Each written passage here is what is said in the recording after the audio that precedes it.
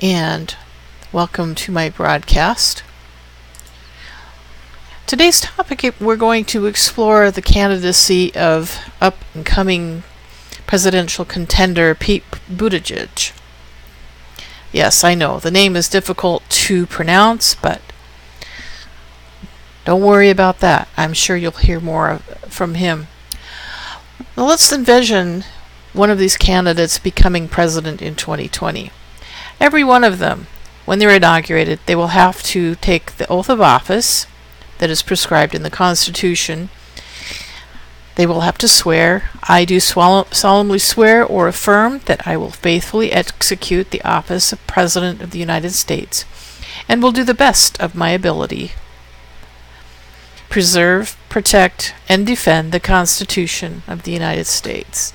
Those of you who are listening carefully will immediately recognize that I did flub that. So who is Pete Buttigieg?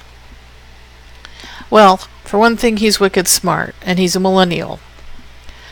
I think he's a serious contender, and do not take your eyes off of him for an instant.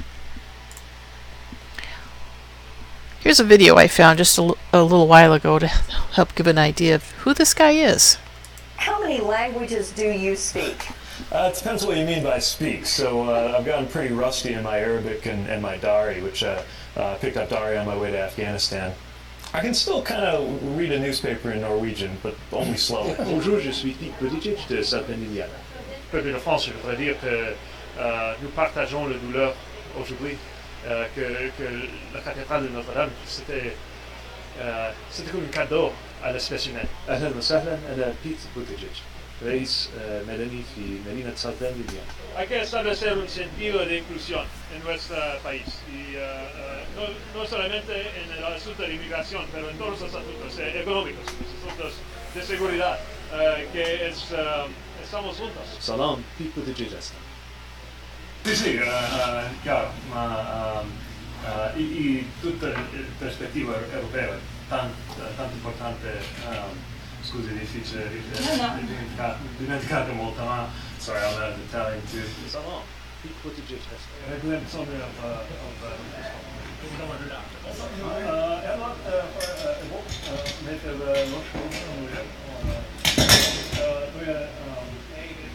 Chicago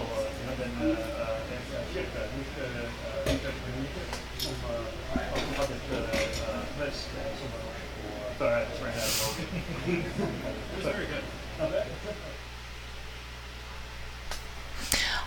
All right. So, did you catch how many languages this individual speaks, at least passably fluently? I think I might have counted 7. That is potent.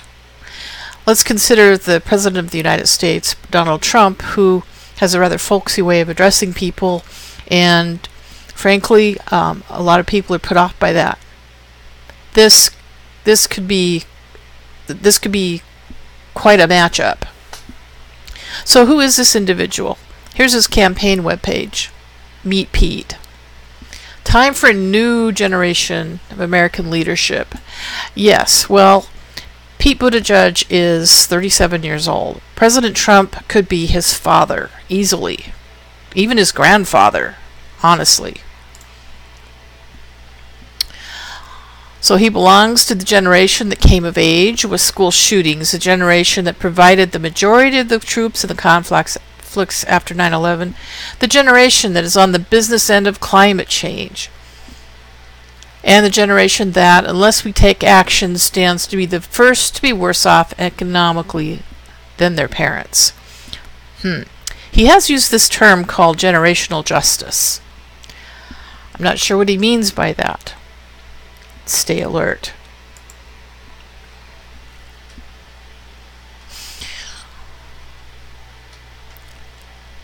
So he says we need to secure a future in which every American has the freedom to live a life of their choosing. Important point. You'll find out why in a minute. Live a life of their choosing, where a republic grows more and not less democratic. Democratic is just a word that means mob. Pay attention to that one. where racial justice is a reality and not a dream, where we've put an end to endless war, where we've summoned the national will to meet the challenge of climate change, where everyone has the health care they need, and where everyone has the chance to find purpose and belonging in our economy, in our country. Okay, live a life of their choosing. Well, let's think about Mr. Buttigieg. He's definitely a freestyler. He's openly out and proud. He married his husband in 2018. They are newlyweds. He seems to be a believer in socialist leading policies as well. Now keep in mind, the man speaks possibly 7 languages. He's very smart. He's a Harvard grad. He's also a Rhodes Scholar. He could probably run laps around President Trump. So please do not dismiss this individual as a presidential contender. We cannot find greatness in the past. Well, that's gonna butt heads with the Reagan-esque delivery that President Trump delights crowds with at his rallies. Our country needs a fresh start.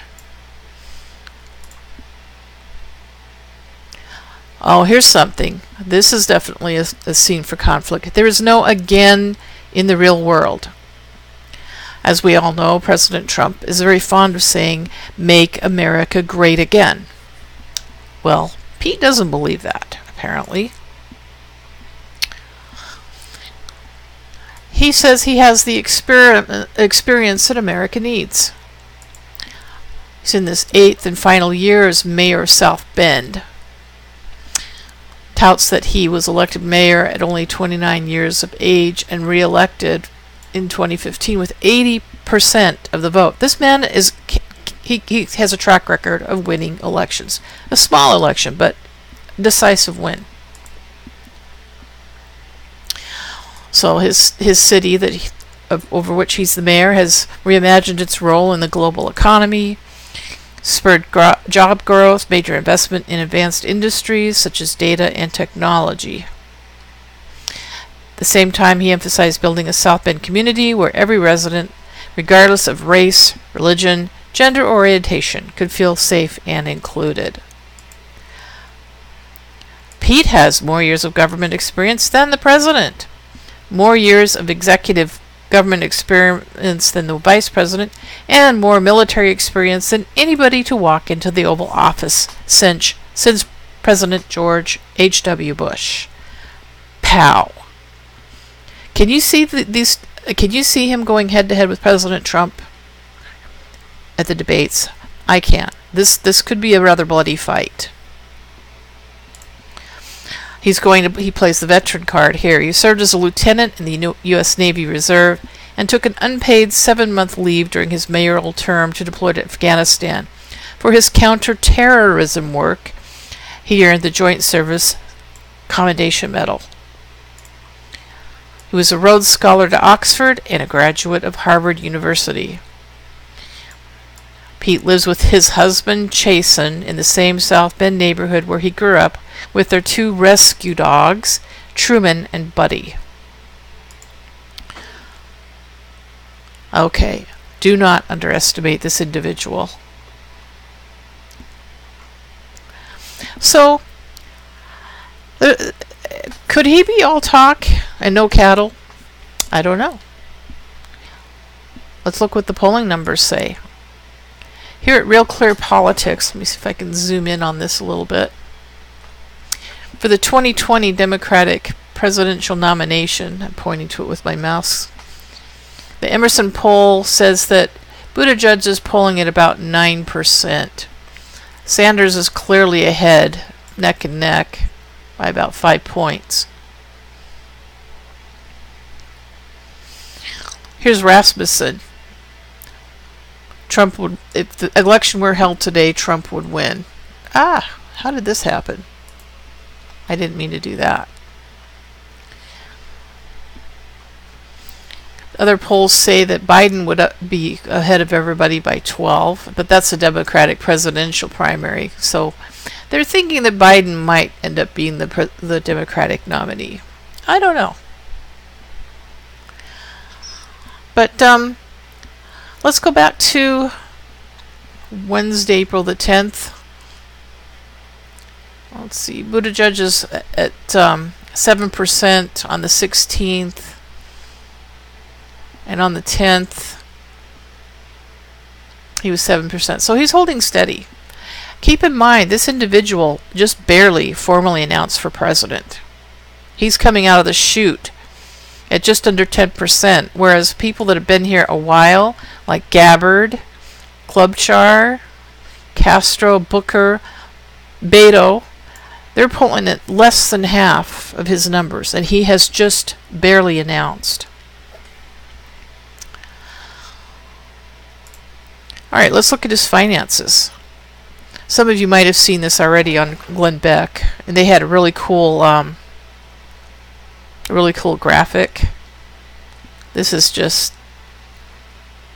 I don't know, it's kind of difficult to look at, I guess. But he's got $7 million on hand, just barely announced, just barely. $2 million of that is individual contributions, itemized. That means that they're $20 and above. Unitemized, if the $4 million would be, I think, under $20 a piece. And no loans, no debt. That's a pretty good number. He did have to refund about $19,000. I'm not sure why. Sometimes money comes in that you can't accept. It would be interesting to explore that a little bit.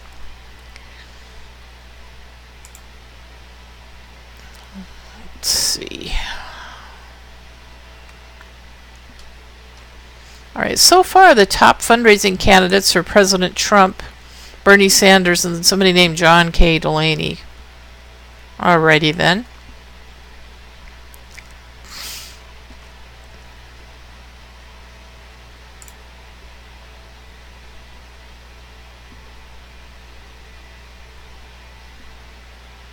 So it looks like the people are raising at a fairly steep curve. The PACs are way ahead. Looks like 45 billion. Wait, no. 4 million. What?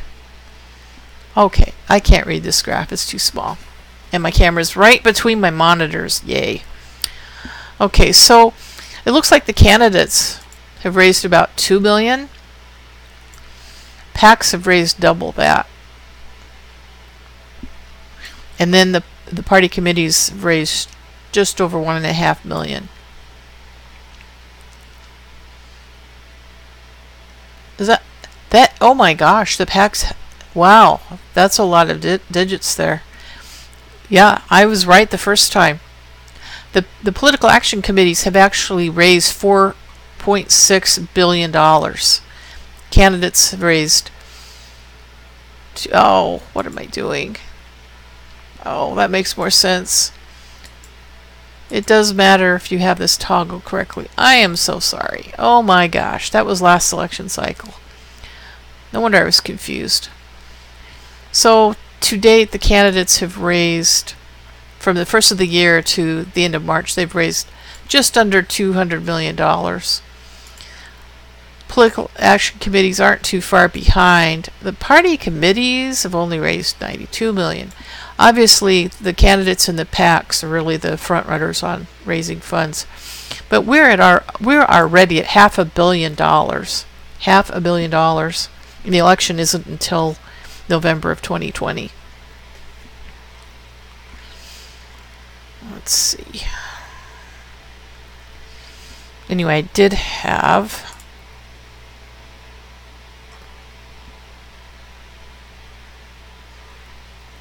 a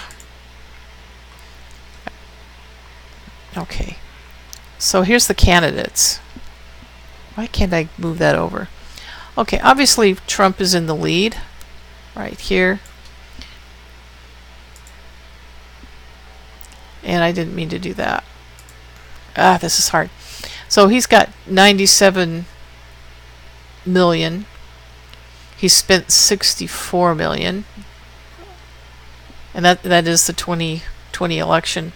Bernie Sanders, he's cooking along with 20 million, and he's only spent 7 million of that. It's really important to pay attention to a candidate's burn rate. All right, let's go down to Pete Buttigieg. Here's his $7 million. He's barely spent maybe 1 million. That's quite conservative, actually. But then again, he's just barely declared. And look at his funding. He's above Hickenlooper. There's a Kokesh. I don't know who that is. But he's really climbing up the charts as far as fundraising. I mean, he's just right under Gillibrand, and he's up ahead of Hickenlooper of Colorado. So do not underestimate him. Clearly, he can pull money out of thin air. All right, now here's something to think about. Any controversies that we ought to be aware of? Well, apparently, Pete Buttigieg is into redevelopment, but his program to knock down hundreds of homes in Black and Latino neighborhoods like in South Bend smacked of gentrification and ultimately cost this particular family several investment properties they hoped to repair. But this particular individual couldn't because her husband suffered a serious illness.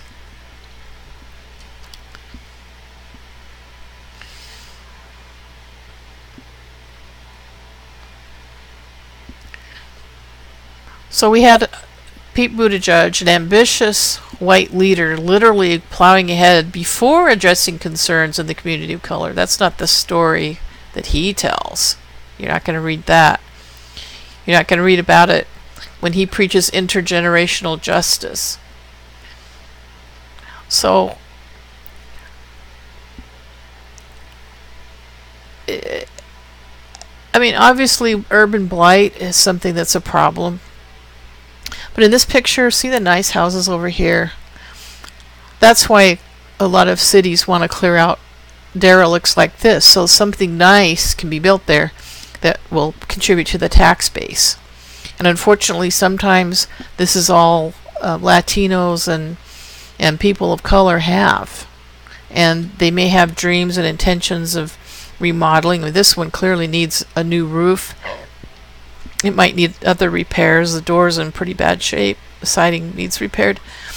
But at the end of the day, somebody might still actually be living there. And they, if their property is knocked down, if they're given a clearance notice and they have to vacate, where are they going to move? Will they be able to afford it? Those are some of the things that might come up to Aunt Buttigieg, and he is clearly not nearly as experienced with construction, real estate, investment, redevelopment, and so forth as President Trump is. President Trump could probably mop the floor with him on that one. I have not yet heard of any scandals in which President Trump redeveloped properties and left a bunch of people homeless. I haven't heard that yet. Maybe I'm woefully uninformed. I don't know. So let's find out what his platform is. We explored a little bit of that. We already know he's a Harvard grad. He's a part-time pianist, smart sewer advocate. What on earth does that mean? We'll probably be hearing about that. So he was in the Navy Reserves. He deployed to Afghanistan for 7 months. So he has solid cred. He was actually deployed. He has solid cred as a veteran. All right, here's the part that you should pay attention to. Former President Barack Obama once called Buttigieg, who won the John F. Kennedy Profile and Courage Award for an essay about Bernie Sanders, the future of the Democratic Party. This is important because President Obama left a lot of networking in place in D.C. What that means is Buttigieg pretty much has a ready-made network. He has a ready-made army of campaign foot soldiers. Don't underestimate that. So Buttigieg would be the first openly gay president and the youngest person in history to occupy the Oval Office. So here is his position on climate change. He thinks climate change is a national security threat, and he supports the Paris Climate Accord. That is an economy killer, but apparently he's not aware of that. He supports every U.S. house becoming a net zero consumer of energy. He's in favor of the government subsidizing solar panels. Well, I live in Minnesota. I have to say that most days, especially when you really do need power, are cloudy. Like during the winter, we have almost continual cloud cover during the winter. And when we do get sunlight, it's very low and indirect. Solar in Minnesota during most of the year is going to be absolutely useless. Besides, we do have these monster hailstorms. And when you get hailstones this big, pounding on solar panels, they tend not to survive very long. I really can't think of a time I've seen solar panels here in Minnesota. They're just not very practical, like they would be in the Sun Belt.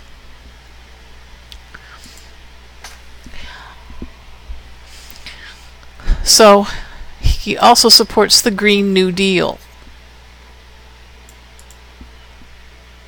Now, a lot of us have read through that, and we've decided it reads a lot like a middle school term paper, a rather bad one.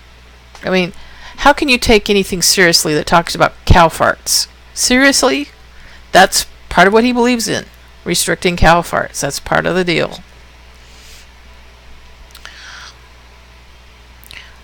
So he's behind labor, no surprise. He's a Democrat, thinks NAFTA resulted in significant job losses. Well, yes, that's true, and President Trump is trying to reverse that with these new treaties with Mexico and Canada.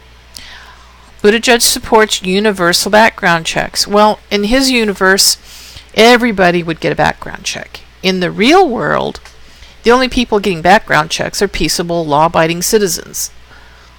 The criminals are criminals because they don't believe in obeying laws. They're not going to obey one more law. All those background check laws really do is inconvenience people's access to a firearm so that they can enjoy their Second Amendment rights to self-defense.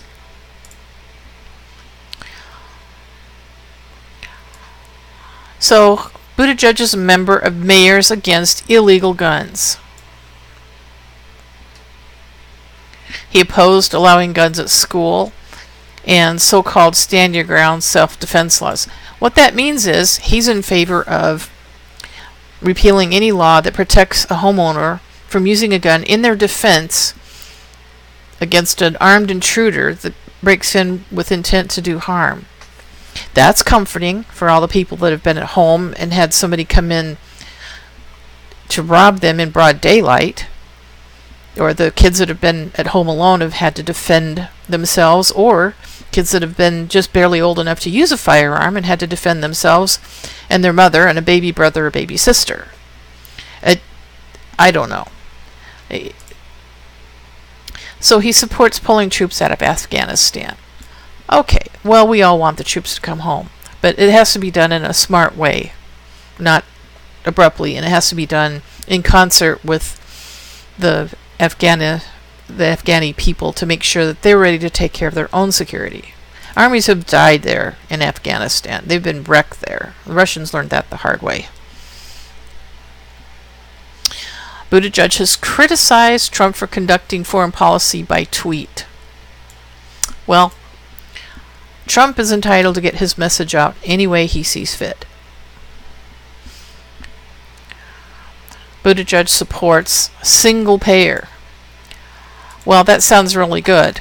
However, when you're in a single payer system, you don't like the health care that you're getting, you don't like the quality of insurance you're getting, too bad. You're trapped. You have no alternatives, no recourse. The government's running your health care, and you have nowhere to go. The only thing worse than the healthcare system we've had in the past is what we've got now. At least years ago, there were regulations on insurance companies and brokers to prevent them from selling people a pig in a poke. You were told exactly up front what kind of coverage you were going to get, and you got an exact dollar amount for how much that was going to cost you. Everybody knew what they were getting. What we've got now is a bill of goods. It was so bad that they had to sign the law to discover what was actually in the law. And as somebody who's had to use the healthcare marketplace, lovely. You don't know what you're getting. They can't tell you how much it is. You don't know for sure what kind of coverage you're getting. It's a real mess. This position is interesting. He supports a pathway to citizenship for undocumented immigrants.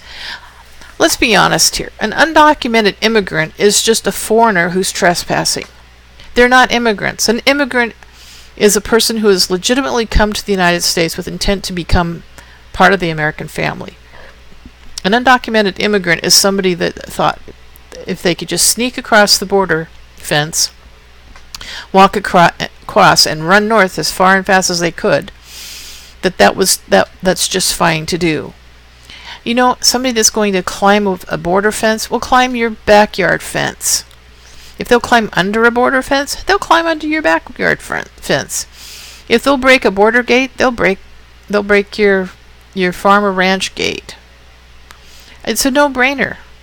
You know, look at what a lot of these people have done to get here. It's certainly not comforting to me. It's no indication that they're going to be good neighbors. I just don't know why he would want to give citizenship to people who haven't shown any indication of being good neighbors. Now, some of this is for deferred action for childhood arrivals. Well, and we can all kind of see that. You know, these young children have been brought here by their parents and have been forced to adjust to this country. They were here through no fault of their own, and a lot of them have done some really creditable things. So I think maybe this could be approached on a case-by-case basis. Buttigieg, I don't know. He wants to pretty much give it to everybody. He doesn't really believe in aggressive deportation policies. Well, these people aggressively cross our border. So an aggressive deportation policy seems to be, you know, repayment in kind for a lot of us. Another thing he vehemently opposes is sending American troops to the southern border, calling that move a waste of their time. Well, he is a veteran, and he's probably thinking, well, what are they going to do? They can't shoot at border jumpers, but they can help install and repair and maintain the border fence and maintain a deterrent presence there. I mean, obviously, border crossers that are intent on bringing drugs and other harmful things into this country probably take a second, you know, probably think twice if they knew there was an army just across the border. I'm not really sure how that's going to deter your average border crosser, but I'm fairly sure a 30-foot wall will do the job. Nobody really wants to climb a 30-foot ladder, especially if you're bringing kids. And this would make it very difficult for the smugglers to bring people north on that dangerous journey across our borderlands. I guess one of the reasons I'm vehemently against giving blanket amnesty to people just for showing up on our doorstep is because it encourages more of it, and there are more people coming because they've heard that if you bring a kid, they'll just wave you on through. And that's what the Border Patrol has had to do. They've had to wave people on through. And Buttigieg wants to give people a path to citizenship. You know, you think people would learn to turn off the magnet that's bringing people here. And so here's another point. He supports a federal non-discrimination amendment. An amendment to existing civil rights legislation that would give federal non-discrimination protections to LGBTQ people. He also opposes the administration's ban on transgender people serving in the military. He supports gender reassignment surgery for transgender people in prison. Holy cow. Well, we can understand that because he was out and loud and proud. You know, 3 claps for him. This is America. We have a constitutional amendment that says that Americans may have other rights. Perhaps it covers that. The 14th Amendment certainly does not, but that's for another day. But there's a lot here that many people are going to find offensive. Why is it necessary to have transgender people serving in the military? I've got news for people.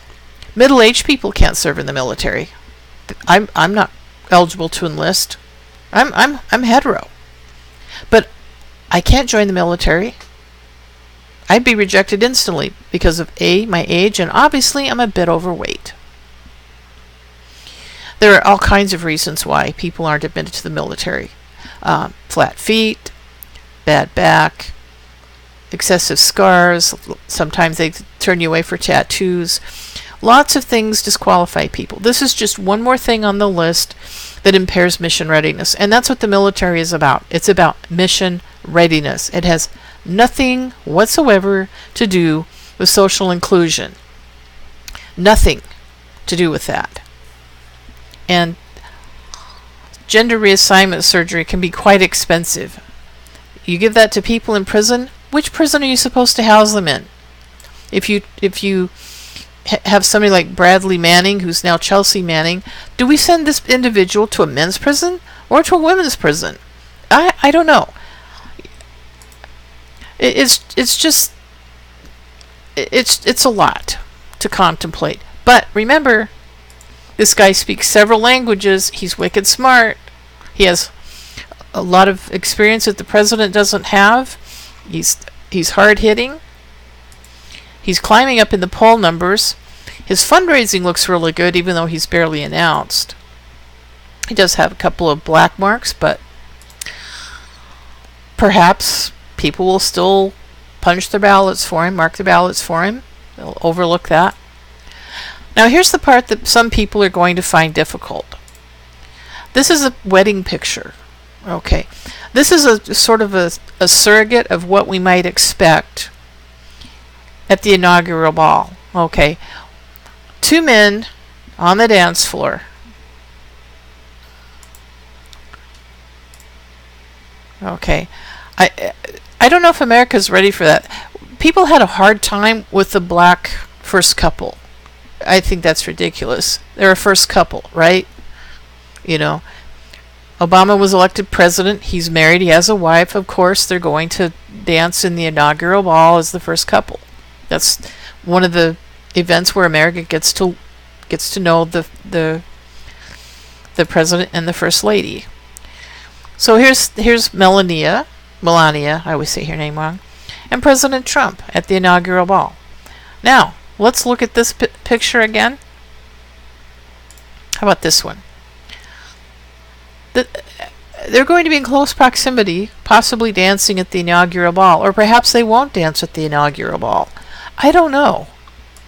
But people are going to have to envision a few things and adjust to a few things. You know, this prospective first couple is in a vehicle ready to ride away somewhere. This could easily be a presidential limousine in a motorcade. People are going to have to rethink a lot of things if this individual is elected. Oh, who's this? Oh, Ron DeSantis and his wife. That's the sort of inaugural ball picture we all expect. Not one with two men clasping. And would they both wear tuxedos? I don't know. It's a little hard to wrap my head around. But it is what it is. The man is an up-and-coming contender. He's backed by no less than former President Obama and his machinery, which I'm sure is quite well-oiled. He's proved to be a capable fundraiser. First crack out of the gate, he's ready to go. He's got funds, he's got donors, significant improvement in the polls. I don't know. It's really something to keep your eye on for sure. So, I did have a slideshow here I thought I would share with everybody. This isn't anywhere near big enough. I'm going to cover my face up. I don't like being on camera anyway.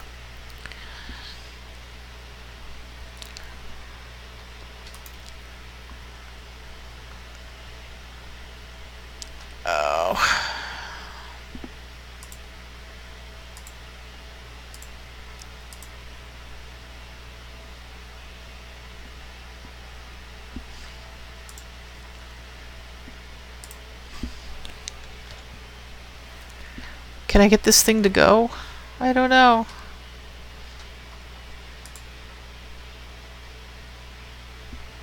Is this supposed to go?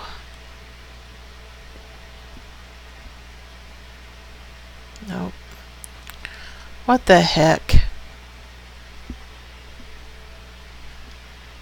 What the heck? Did I screw this up? I bet I did.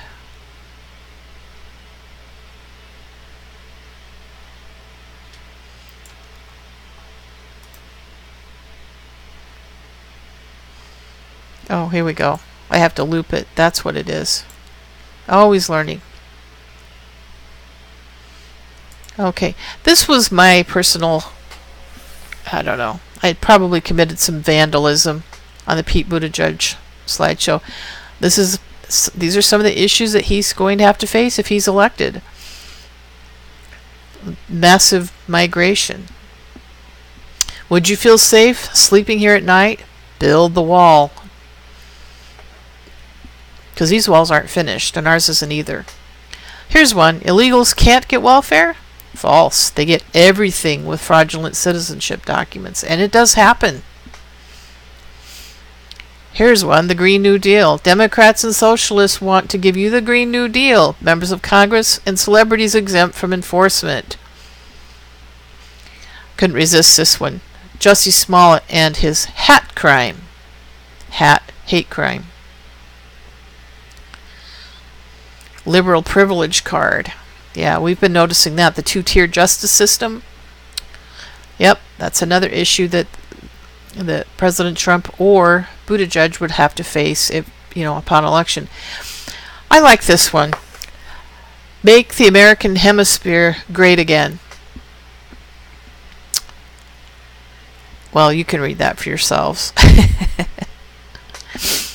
Probably why the left hates Trump, because he can't be bought. You have to have a Russian background to get this one. Here's Putin saying, collide with Trump? Borscht. Here's President Trump's artful deal. President Trump compels Mexico to pay to secure their borders, keeps migrants in Mexico at Mexico's expense. This one's self-explanatory. Used during declared emergency to repel invasion. Who is this man? A U.S. citizen voter? Husband, father, veteran, criminal, alien? Everyone in the U.S. looks like an American. Voter ID protects everybody. This next one is an issue, and it calls out the fact that foreigners can vote by mail in their own country. They get representation in the vote in their own country, and also some of them vote illegally here. And this shows the scope of the problem with mass migration. Huge continents are trying to show up on our doorstep. We're just a country.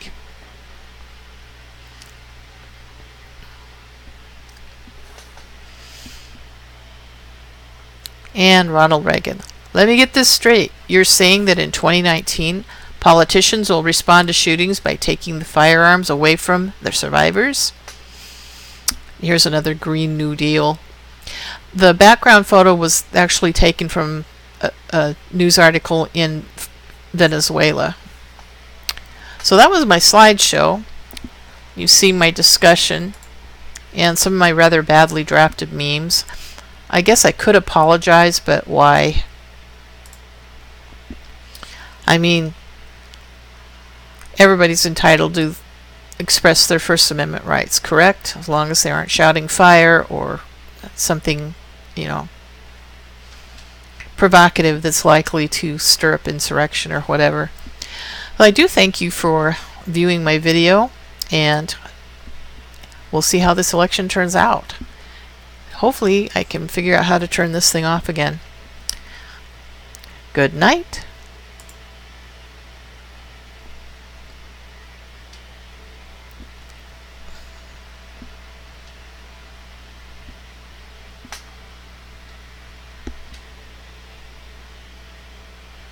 And I don't know how to turn it off. No. Where's the stop button on this thing?